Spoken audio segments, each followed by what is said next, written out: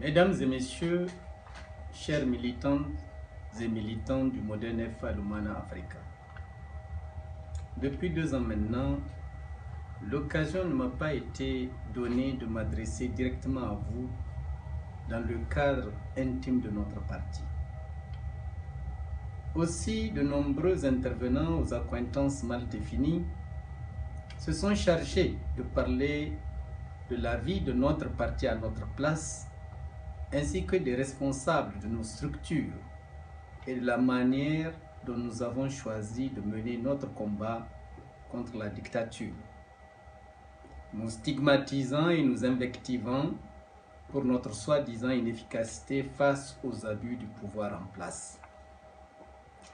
Il est vrai, et cela est prouvé une fois de plus, que pour fuir leurs responsabilités, certains se déchargent sur les autres en essayant de les culpabiliser. La gouvernance actuelle du Niger n'est pas de la responsabilité de l'opposition, mais certains Nigériens souhaitent que l'opposition se batte à la place du peuple pour lui rendre sa souveraineté et sa liberté, endossant seul pour tous la charge de l'inimitié d'un régime paranoïaque et fou.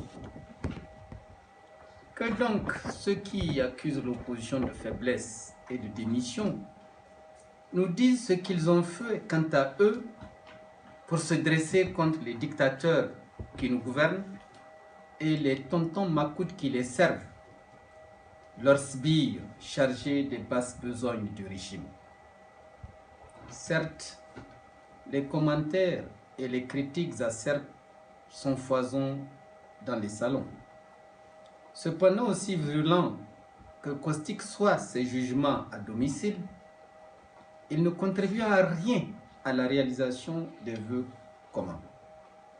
Il est vrai néanmoins que si de telles expressions peuvent servir à mesurer le degré du ras-le-bol de la nation, elles ne peuvent malheureusement pas affecter de manière significative la défense de la démocratie ou forcer le respect de la Constitution ainsi que les lois de la République.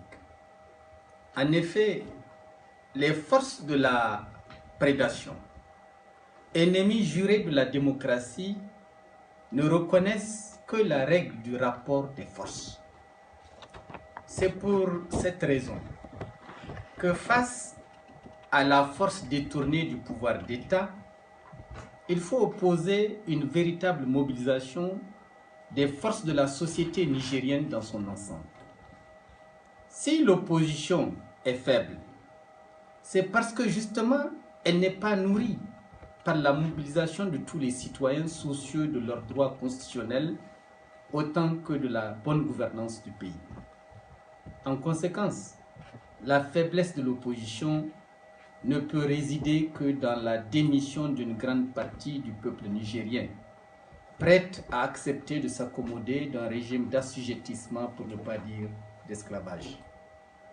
Aussi, les esprits critiques doivent-ils apprendre à se mobiliser pour venir se battre sur le terrain aux côtés de l'opposition, aux côtés de la société civile, aux côtés des scolaires et aux côtés des victimes de l'insécurité grandissante. Car le combat pour la liberté ne saurait être le combat des seuls partis politiques ou de la société civile. Ce combat réclame l'effort de chacun et de tous, que cet effort soit physique ou financier. Cet effort est requis de chacun des citoyens de notre pays. Militantes et militants, nous entendons aussi certains analystes dont la bonne foi paraît discutable, prétendre que le désastre politique, économique et social résultat de la gouvernance calamiteuse du régime de la Renaissance est imputable à toute la classe politique nigérienne sans exception. En quoi donc l'opposition qui dénonce et critique les travers de ces renaissants aux méthodes de nécromanciens est-elle responsable des turpitudes de ceux-ci? Assurément, l'amalgame est loin d'être de bon goût et relève sans nul doute des esprits qui refusent l'équité et qui pêle-mêle jettent dans le même caniveau les poissons pourris et leurs honnêtes congénères.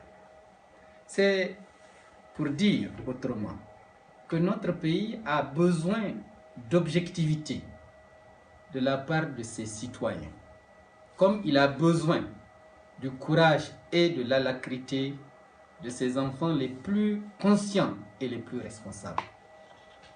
Mesdames et messieurs, ainsi donc, face à la pusillanimité démissionnaire du peuple nigérien, le régime des Renaissances se croit en droit de préparer sournoisement, dans les bas-fonds des quartiers secrets de son bureau politique, la réédition d'un tasartier par la fraude électorale et les manipulations du fichier des élections.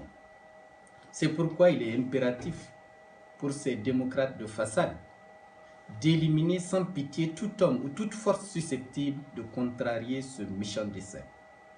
C'est pour la même raison qu'il leur importe de remodeler la CENI, afin qu'elle épouse entièrement l'objectif de la prolongation de la vie du régime au pouvoir. Cette nécessité leur impose aussi d'épurer l'armée, la police et toutes les forces de la puissance publique, afin de les mettre au service exclusif du parti, tout en refondant la justice en vue d'en éliminer les magistrats rétifs à l'assujettissement politique. Si bien que le citoyen condamné par le parti le sera inévitablement par la justice. L'objectif final visé étant de parvenir à mettre au pas toutes les institutions afin que le pouvoir de son chef soit total et insusceptible de contestation par quiconque. Déjà, les documents devant servir la réalisation de ce projet anticonstitutionnel sont en train d'être secrètement édités. Le fichier électoral, quant à lui, est entre les mains des experts du parti pour étude, afin de le conformer au même dessein. On détourne entre-temps l'attention des partis politiques et des citoyens de ces manœuvres souterraines en multipliant les abus et les injustices que l'on sait. Gori assurément est confiant, car il fonde son audace sur la prétendue lâcheté des Nigériens. À cet égard, ne nous a-t-on pas publiquement invités à créer les rapports de force si nous voulons seulement amener le régime à discuter? Comment imaginer qu'un gouvernement responsable puisse inviter l'opposition et les citoyens à déclencher la guerre civile si tant est qu'ils veulent véritablement être écoutés par les tenants du pouvoir en place? Cette attitude et ces propos nous donnent la vraie mesure des hommes et des femmes que le hasard de l'histoire et les complots sordides ont placés aux commandes du Niger. Mesdames et messieurs, pardonnez-moi cette longue digression, mais je crois qu'il est utile d'en parler, car les mois à venir risquent d'être fatals pour l'avenir du Niger, faute d'une prise de conscience sérieuse de la situation politique qui prévaut. En ce qui concerne en particulier l'Oman Africa, les suppôts de la Renaissance considèrent que l'affaire est pliée et le sort de son président définitivement réglé. Du moins souhaite-t-il faire accroire à nos militants qu'il en est ainsi, puisqu'il ne peut plus se présenter aux élections ni diriger le parti. Il ne vous reste plus, pauvres militants de Mouden FA, qu'à vous démobiliser et enterrer ce parti désormais sans âme.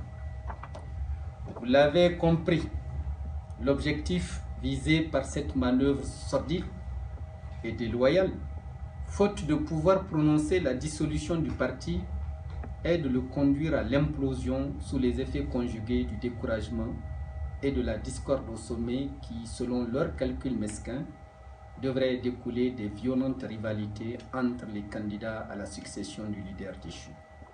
C'est cela leur plan. Mais soyez rassurés, ce plan ne marchera pas, Inch'Allah. Je l'affirme et le réaffirme avec force. Vous m'avez désigné comme votre candidat de 2021. Je serai par la grâce de Dieu candidat. Personne sur terre ne saurait l'empêcher ou il sera lui-même empêché. Le Mana n'explosera pas car que je le dirige personnellement ou par le biais de mes autres responsables, de ces autres responsables, comme c'est le cas depuis maintenant 4 ans, je reste et demeure son fondateur et son leader, bénéficiant de la confiance et de l'estime de tous ses militants. Je continuerai donc à veiller scrupuleusement, comme je l'ai toujours fait, à son unité et à sa sauvegarde face aux esprits malins qui s'acharnent désespérément à parvenir à sa destruction. Que rien ne vous inquiète et ne vous perturbe.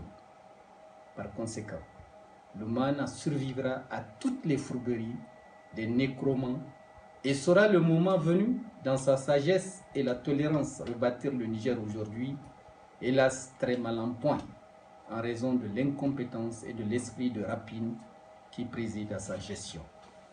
Mesdames et messieurs, le Mana a donc 9 ans. Pendant 9 ans, vous avez connu humiliation et vexation. Vous avez vécu la discrimination et l'ostracisme. Vous avez connu la prison et respiré abondamment le piment des gaz lacrymogènes. Vous avez été exclu, martyrisé et insulté. Malgré tout, vous êtes resté digne et solidement campé sur vos convictions. Et c'est en cela que réside ma fierté, car vous avez su montrer ainsi faisant, aux cœurs faibles et aux instincts fragiles, que l'engagement politique est aussi inspiré par la foi autant que par le courage. Bon anniversaire à notre parti et que demain soit pour nous jour d'espérance et de paix retrouver.